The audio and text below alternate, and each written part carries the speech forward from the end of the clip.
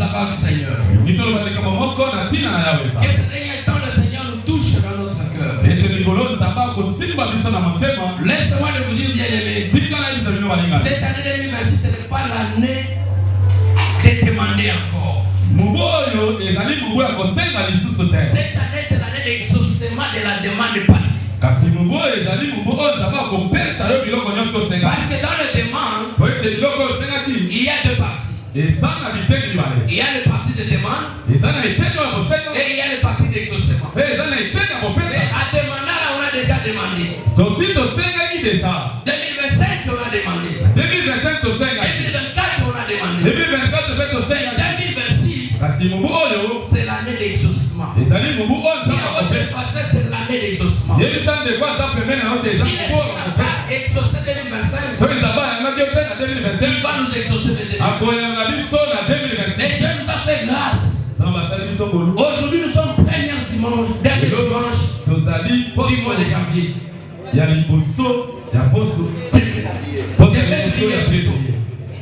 C'est pour dire quoi? Que si au début l'année est ouverte, toute l'année, ça sera l'année de la bénédiction. Mais le problème, c'est quoi, bien aimé? C'est comment avoir les secrets pour que tu touches ta bénédiction. Parce que tu peux demander, mais si tu ne sais pas le secret, ça sera difficile de toucher ta bénédiction. Tu peux rester en pensant que tu es toujours dans le demande. Or, l'étape de la demande est déjà passée. Et ce qui te reste maintenant, c'est l'étape de l'exaucement. Mais quel est le secret pour toucher votre exaucement matériel? Quel est le secret pour toucher votre exaucement financier? Quel est le secret pour toucher votre exaucement de ta prière? Écoutez ce que le Seigneur nous a révélé. Le thème d'aujourd'hui, c'est le sacrifice, créer ton paradis. Bien, mais les sacrifices, créer ton paradis.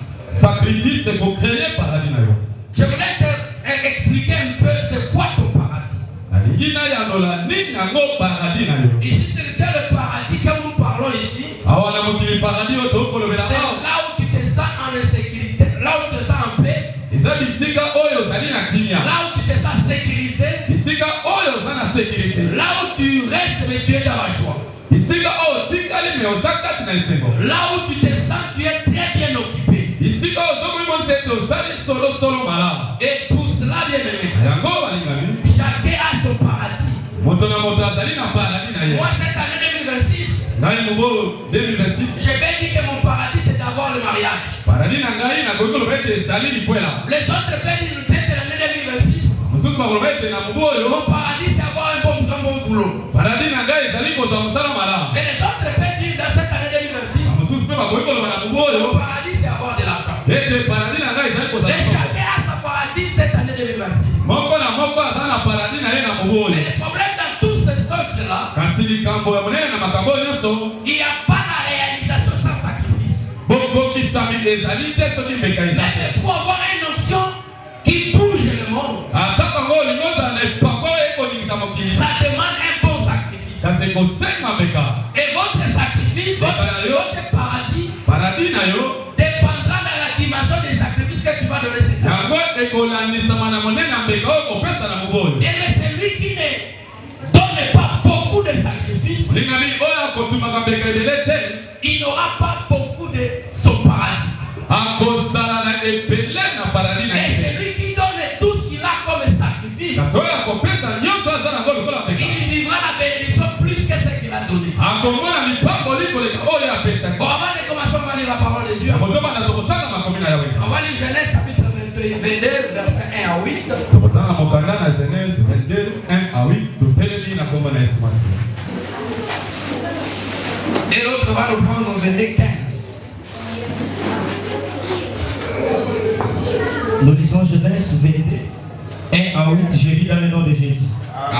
Après ces choses, Dieu mit Abraham à l'épreuve et lui dit: Abraham, Il répondit, mais voici, unique celui que tu aimes.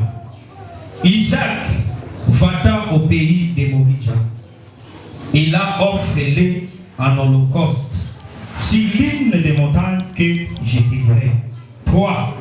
Abraham se levant de bon matin, sella son âne et prit avec lui 2 serviteurs et son fils Isaac. Il fendit sur bois pour l'holocauste et partit pour aller au lieu que Dieu lui avait dit. 4. Le 3e jour, Abraham, levant les yeux, vit les lieux de loin. 5. Et Abraham dit à ses serviteurs, reste ici avec l'âme, mais et les jeunes hommes, nous irons jusque là pour adorer et nous reviendrons auprès de vous. 6. Abraham prit les bois pour holocauste, le chargea sur son fils Isaac, et portant sa main le feu et les couteaux. Ils marchèrent tous deux ensemble. Alors Isaac parla à Abraham, son père, dit, mon père. Et il lui répondit, voici le feu et les bois. Mais où est l'agneau pour l'holocauste? 8. Abraham répondit, mon fils, Dieu se pourvoira lui-même de l'agneau pour l'holocauste. Et ils marchèrent tous deux ensemble, parole de l'Éternel. Amen. 22, 15. Après se mettre. 22, 15. 22, 15. L'ange de l'Éternel appela une seconde fois Abraham de cieux et dit, je le dis par moi-même, parole de l'Éternel, parce que tu as fait cela et que tu n'as pas refusé ton fils, ton unique, parole de l'Éternel. Acclamez la parole de Dieu, acclamez la parole de Dieu. Acclamez la parole de Dieu. Et ici, nous voulons parler sur le terme de sacrifice. Le sacrifice que nous parlons, qui attire la prospérité, qui attire la grandeur. Je voulais intervenir en disant ceci. Et mais le diable est tellement rusé qu'il n'aime jamais que les enfants de Dieu puissent prospérer. Parce que c'est lui qui comprend le système de sacrifice. Il est appelé de prospérer. Et je voulais souligner quelque chose. Il y a la différence entre prospérer dans le matériel et prospérer dans le spirituel. Mais tous les deux demandent le sacrifice. Pour prospérer dans le vie spirituel, ça demande d'entrer en profondeur dans la prière. Ça demande beaucoup de gêne. Ça demande beaucoup de temps tout près du Seigneur. Et prospérer dans le matériel et finance. Là, ça ne regarde pas l'état d'âme. Tu peux être un enfant de diable. Tu peux être magicien. Tu peux être chrétien. Dans cet domaine-là, ne demande pas la prière. Ne demande pas de gêner. C'est les choses qui demandent. C'est les sacrifices matériels et financiers. C'est pourquoi nous allons constater beaucoup de gens prient, mais ils demeurent dans la pauvreté. Pose-toi la question. Depuis que tu as commencé à prier, est-ce que ta vie financière change? Est-ce que ta vie matérielle change? Écoute-moi très bien. Dans le domaine des finances, dans le domaine des matériels, la Bible nous dit ceci. Tu moissonneras ce que tu auras semé. Si tu sèmes la prière, tu moissonneras l'onction. Si tu sèmes le jeûne, tu moissonneras le power. Mais si tu sèmes l'argent, tu moissonneras l'argent. Si tu sèmes le matériel, tu moissonneras le matériel.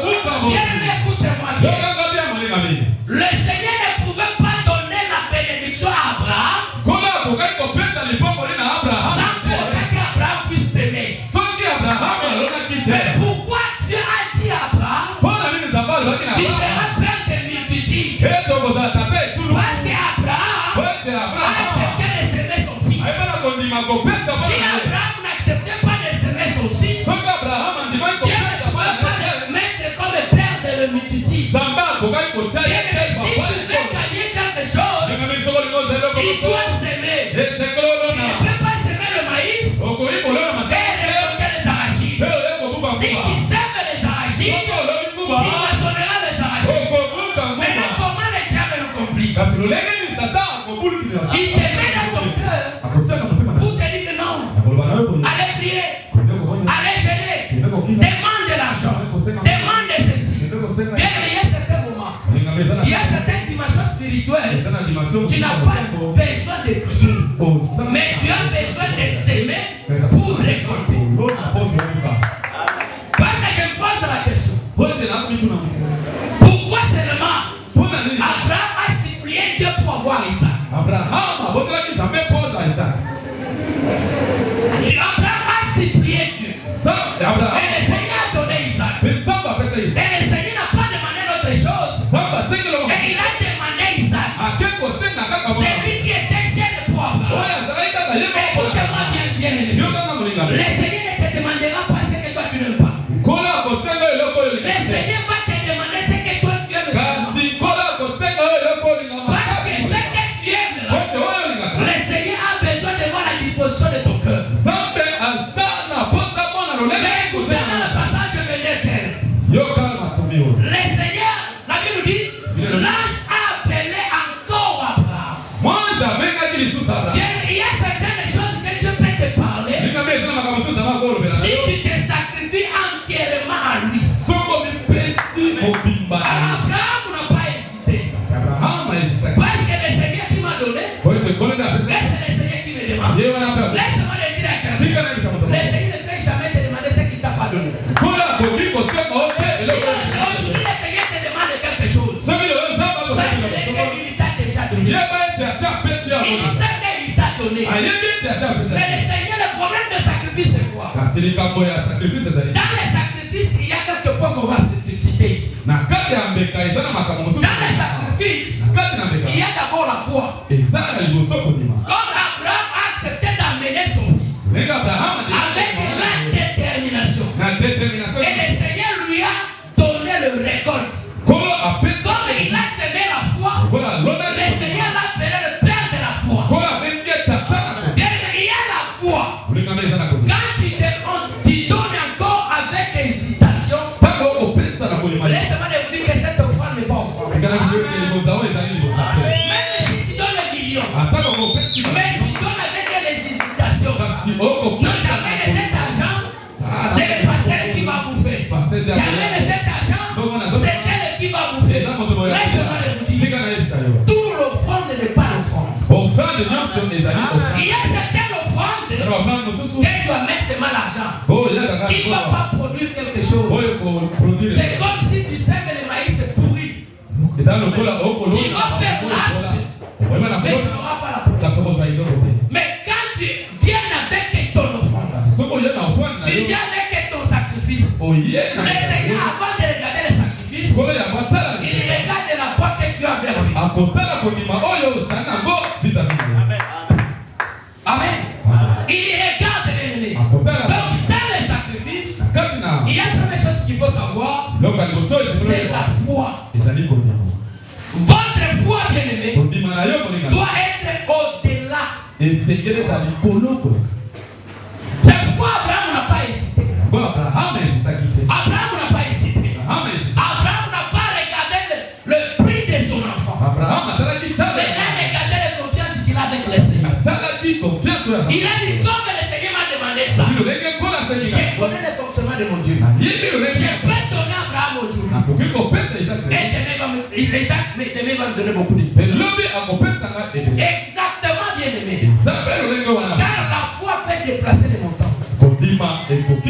La foi peut bouger le monde éternel. Alors Abraham a manifesté la foi. Les choses graves. Le Seigneur n'a pas récupéré la foi d'Abraham. Mais il a récupéré la foi d'Abraham. Comme offrande. Parce que si Abraham il avait douté, il ne pouvait pas bénéficier la foi. Amen. Mais quand tu amènes ton offrande, ayez votre assurance que le Seigneur ne la lettre de quelqu'un. C'est que tu lui as donné. Il va te retourner ça plusieurs fois. Amen. Écoutez cette femme. Cette femme, quand il a laissé l'homme de Dieu Élie, le Seigneur a dit à Élie, va dans ce pays-là. Là, tu vas retrouver une femme veuve. Et cette femme va s'en occuper de ta nourriture. Bien, est-ce que le Seigneur avait envoyé Élie pour qu'il mange? Ou soit il a exaucé la prière de la femme. Parce que Élie avait mangé seulement une seule fois. Mais en réalité, la femme, il a bénéficié plusieurs fois. Écoute cette révélation bien-aimée. Je me pose la question. Mais pourquoi Élie ne pouvait pas multiplier les farines et l'huile? Et la femme prépare. Et la femme prépare pour lui. Et la Bible nous dit ceci. Élie a dit à la femme, j'ai faim. J'ai besoin de manger. Et la femme a dit, mais je n'ai rien. Je laisse un peu de farine comme ça. Avec un peu d'huile. J'attends de préparer ça. Moi avec mon fils, on mange après on mange. Élie a dit ceci. Mais prépare d'abord. Écoutez bien aimé. Si cette femme avait refusé, il pouvait manger une seule fois presque la fête de vie. Mais qu'est-ce que la femme a fait? Il a préparé pour l'homme. La Bible nous dit ceci. Après avoir l'homme de Dieu puisse manger, il a dit de remplir tous ces vases-là. Écoute très bien la blessure. Le Seigneur a sa manière de fonctionner. Cette femme a donné tout ce qu'elle a dit. Et elle a sacrifié tout ce qu'elle a. La Bible nous dit ceci. Le Seigneur ne s'est pas limité seulement de donner la nourriture à la femme. Mais la femme de cette femme Akoufi. Et il a mis Élie à l'épreuve. Le Seigneur a appelé à Élie. On t'avait fait les sacrifices. Les sacrifices que tu avais fait là, tu dois ressusciter l'enfant. Et Élie était dans l'obligation de ressusciter cet enfant. C'est pour dire quoi, bien-aimé? Quand tu donnes les sacrifices, tu regardes la personnalité du pasteur. Tu regardes la personnalité de la personne que tu donnes le sacrifice. Tu risques de rater beaucoup de bénédictions. Beaucoup de gens manquent de récupérer leur bénédiction parce qu'ils disent je donne au pasteur. Écoutez bien-aimé. Cette fois Élie a rappelé à Dieu. Qu'est-ce que tu veux de moi?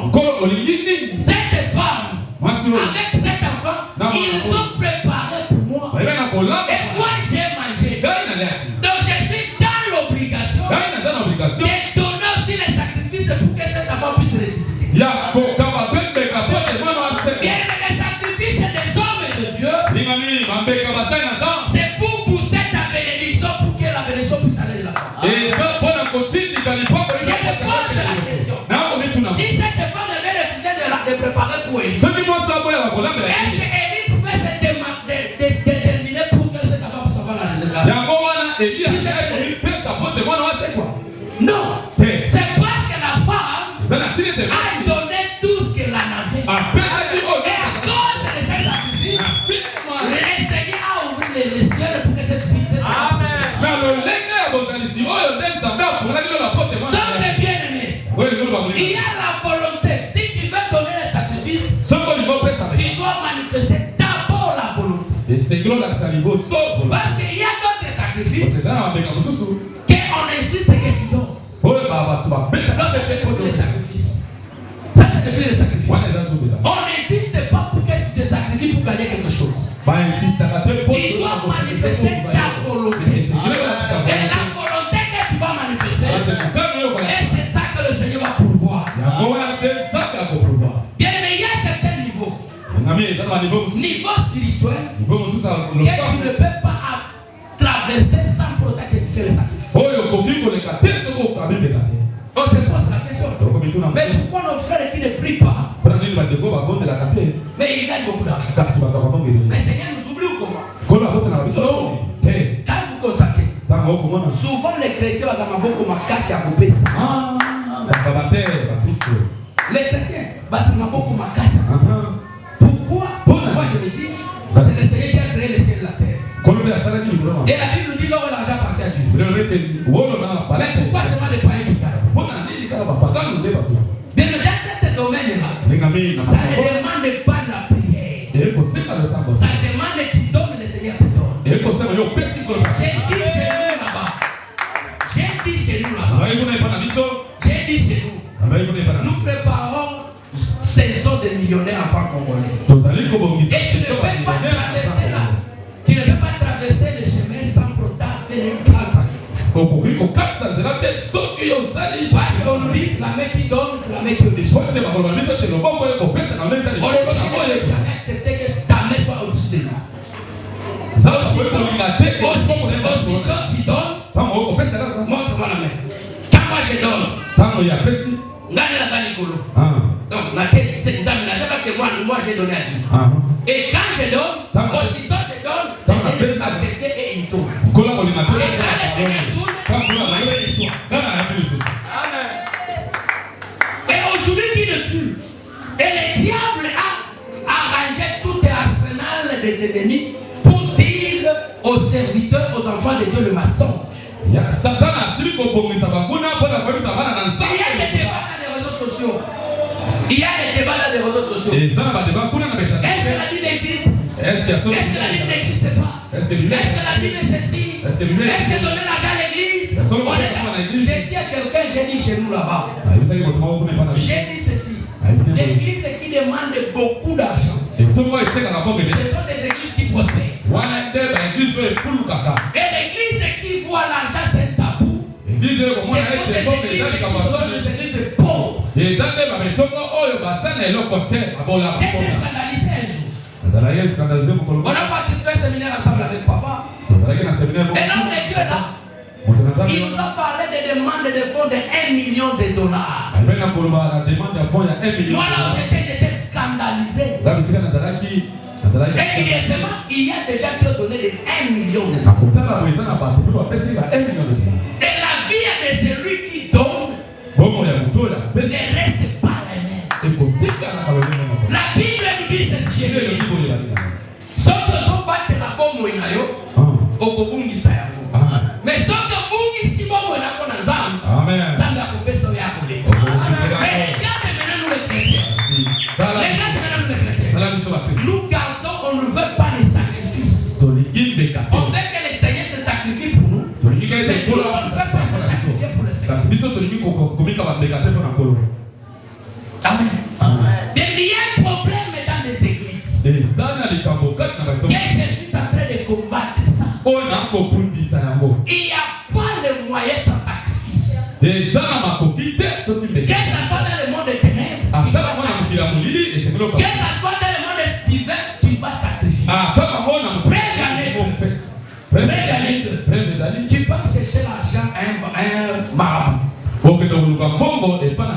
C'est lui qui va te donner l'argent. Mais il va te dire, mets d'abord l'argent. Après lui te donne. Le système de la bénédiction financière matérielle est le même. Quand vous constatez, nous les chrétiens, on ne donne pas. Moi j'ai les témoignages que je marche jusqu'aujourd'hui. Mon témoignage là, c'est le sacrifice que j'avais fait ici à l'église. Je pense que papa va se rappeler. Je pense que notre frère Ildefonse va se rappeler. Je pense que frère Kabak va se rappeler. J'avais un problème au travail. J'ai prié à Dieu. J'ai prié à Dieu. J'ai prié. Je n'avais pas trouvé la solution. Et j'ai changé ma manière de prier. J'ai dit, Seigneur, j'ai besoin d'aller en Europe. J'ai dit, j'ai besoin d'aller en Europe, aller et retour. Donne-moi l'opportunité. Et le Seigneur m'a donné l'opportunité. On m'a signé lors de l'émission. On m'a payé 4800 €. D'ailleurs, c'était ma première fois de les toucher euros comme ça. 4800 €. Et quand on m'a payé, j'ai entendu une voix me dire, tu m'avais promis les sacrifices de tout ce que tu vas gagner. 4800 €. J'ai essayé de résister. Pour la voix me rappelle. Tu m'avais promis. J'ai appelé papa. J'ai dit papa, j'ai la messe. Si tu rentres avec ça à la maison, je vais vous faire ça. J'avais promis à Dieu d'acheter des ciments. Et papa m'a dit, appelez Défense. Frère Défense est là. Il comprend quelque chose. J'ai appelé Frère Kabal. On a commencé à acheter des instruments. On a commencé à acheter des instruments. Pour moi, je pensais que les instruments vont nager dans les 2500, 3000 €. Mes frères, cherchaient seulement les instruments de chair. Non, papa, ça c'est bien. Non, papa, ça c'est bien. Papa, il dit, mon cher, il n'y a pas l'argent. Non, si on achète ça, on n'achète pas ça, ça ne va pas fonctionner. Là, nous sommes payés. Je ne connais pas les instruments. Il faut acheter. On a dépassé 4000, je crois 4400 €. Nous sommes restés avec 4000 €. Avec 500 €. J'ai écouté la voix me dire, même si tu as fait les sacrifices, tu n'as pas encore donné la dîme. Oh, c'est 4800. On a dépassé 3300. La dîme de 4800, c'est 480 €. J'ai fait sortir ma dîme. Après, Kabambi a dit non, papa, taxi, Coloé taxi. Combien? 20 $. Ah, c'était à autour là-bas. Je dis, je laisse avec 20 €. On a changé 20 €, on nous a donné 25 $. J'ai donné pour le taxi. Je suis resté avec 5 $. Et les 5 $, on a changé, je crois, j'ai donné à 3000 francs. Et moi, j'ai pris quelque chose. Bien, mais c'est le témoignage que je marche. Après ce sacrifice, j'ai monté 2 grades de travail. À 3 mois. J'ai monté 2 grades de travail. J'ai quitté ATA1. Je me suis retrouvé chef de bureau. Et le chef de bureau, j'ai laissé seulement 45 jours. Et les autorités sont réunies, disent non. Lui ne mérite pas là-bas. Comment il est devenu chef de bureau? Normalement, il doit être chef de division. Je me suis retrouvé chef de division dans 45 jours. Bien, mais je croyais que le Seigneur s'est invité là-bas pour me venir. Un jour, le Seigneur me dit, comme tu as manifesté la volonté, tu ne manqueras jamais les visas de l'Europe. C'est l'histoire de 2022. Depuis 2022, je le témoignage, mon passeport ne manque jamais les visas de l'Europe, jamais les visas des États-Unis, jamais les visas de l'Afrique. À chaque fois que j'ai besoin des visas finis, si je me présente à l'ambassade, je rappelle le Seigneur. C'est toi qui avais fait mon premier rendez-vous. Tu es obligé de me donner. Il y a certaines choses